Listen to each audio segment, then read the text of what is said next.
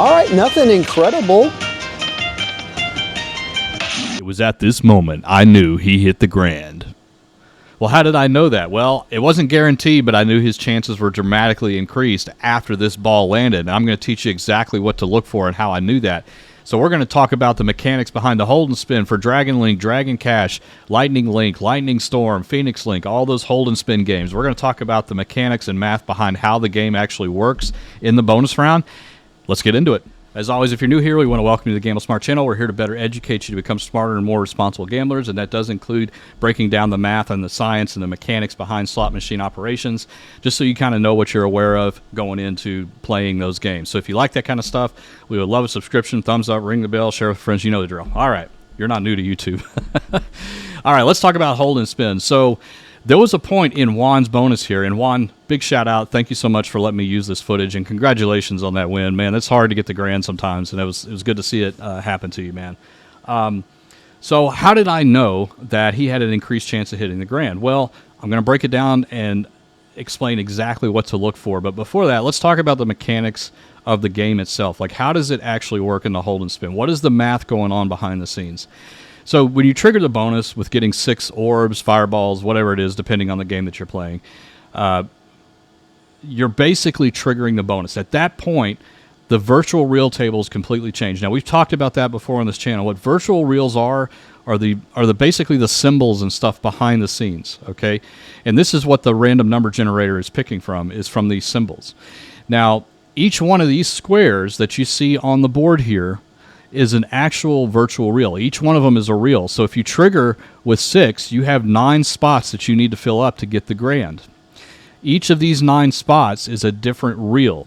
And each of these reels or squares has a different weight to them as to how many fireballs are placed inside of them for the random number to pick from. Does that make sense? Let's break it down a little bit. So I put up this example. We do not know the exact numbers because Aristocrat has that private. It's in the par sheets. Fortunately, as a public, we don't have access to it, so we don't know. But I gave up a good representation of what I think the distribution would kind of look like if we actually knew it, okay? So let me put this graphic on the screen and kind of walk you through what's going on here. So there are basically 9 spots to fill up, right? Each one of these 9 spots has a different set of fireballs within the virtual reel themselves. For example, reels 1, 2, and 3, 75 out of 100. So you have a 75% chance that the RNG is going to pick a ball and it's going to land and fill up that spot, okay? And this is why early on in the game, you usually get these pretty quickly, right? Now, sometimes you just get completely screwed and you don't get any. I've had some of those bonuses. But typically, you will get something early on in the game, and it's just because of the probabilities of hitting reels 1, 2, and 3. Now, look at how it kind of changes. So reels 4 and 5 is now down to a 40% chance. 6 and 7, 6 is 30% chance. Reel 7 is 25% chance. Reel 8 is 10% chance. And that very, very difficult last one is a 1% chance of getting it, okay? So what is going on when you're playing the game and you're spinning and hoping one lands to reset your counter is all of those squares on the board itself are being shuffled every single time you press the spin button to initiate a spin, okay? Now, what I want you to look out for is there's going to be a square that looks suspiciously empty. You're not seeing anything flashing through there. This is going to be that reel number 9, the one that is very difficult, the 1% chance to get. And you're going to see it get moved around the board. And after you learn this, you're never going to be able to play these games again the same because you're going to be looking and staring for this. Dave and I do this constantly where we're just, okay, where it is? Oh, there it is. It's moved over here in the upper left corner, for example. So that's the difficult one to get, right? That's the one with the 1% chance. The odds may be even worse than that. I don't know, but it is very, very low. So what happened in Juan's case was he got this reel 9 very early in the bonus, and that is what made me think that he had a very good chance of the grand because he already got the difficult reel, the one that had the 1% chance. And so that means that his probabilities at that point, at that instant inside of that bonus game were increased of hitting the grand and filling the entire board. And again, it's just because he got that real early. A lot of times it happens at the very end, right? Because you just see an empty square at the end and then it suddenly hits, That's typically how it plays out. But if you do get it early, you can kind of get a little bit excited. Now, it's not guaranteed because there's still a lot of empty, squares out there. You know, there's still 25, there's still 40, there's still 30, you know, on some of these other reels. But you got the difficult one, so you can kind of relax and breathe a little bit because maybe you'll get the good one. All right, so let's jump into, okay, we talked about the orbs and how they land and how they move around the board and all that kind of stuff. Well, what about the values on the board, on the balls themselves, okay?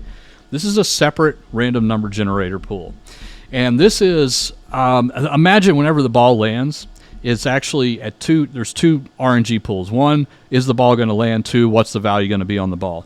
And this is also probability based. So the lower numbers, the 1x multiplier, the 1.5x multiplier, etc., those are going to be very prevalent on those virtual reels. So you're going to see a lot of those. Now, what are the ones that are hard to get? The ones with the words, mini, minor, major. Those are the difficult ones. They're going to be just harder probability-wise to hit. And so even though you see it, you may be seeing it flashing, that's just a visual thing inside of there. That doesn't mean any indication. So a lot of people will say, well, I just saw the major flash by. That means I'm eligible for the major. You've always been eligible for the major. That's just a visual thing kind of showing you that specific position on the virtual reel table. But it was already decided what you were going to get as soon as the animations start within each of those squares. So it's not because if you end up getting one of those, you know, crazy balls that's like 100x or 200x your bet, it's not because you did anything. It's just because the random number generator, again, you pick something. It picks something that was very hard to get. The big bucket of balls, most of them are 1x, 2x, 0.5x. That's what most of them are inside of there. But there's a couple of good ones in there. There's the major in there, and there's all the kinds of other stuff. So, all right, so we talk about that. Now let's talk about the probabilities of hitting the mini and minor bonus. That is a completely different thing. So mini and minor bonuses are basically, the odds improve the higher up you are on the credit bet size. And the only reason that's the case is because you are closer to those values. Your overall bet size is closer to what those values are. And that's why the probabilities increase. So if you go from a 100 credit bet to a 500 credit bet all the way on the right, your overall bet size is closer to what that mini and minor are, so it's more likely that bowl of ping pong balls is going to have more of those in there the higher you bet.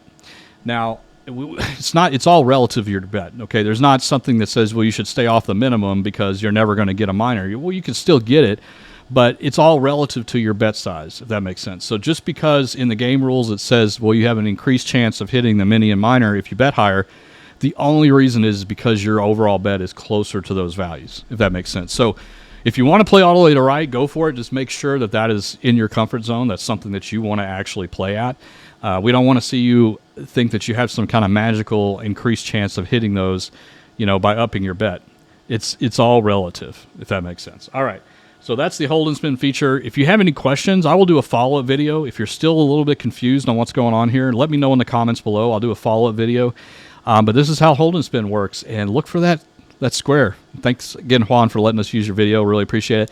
As always, guys, gamble smart, gamble safe. We're looking out for you guys. Take care. Bye-bye.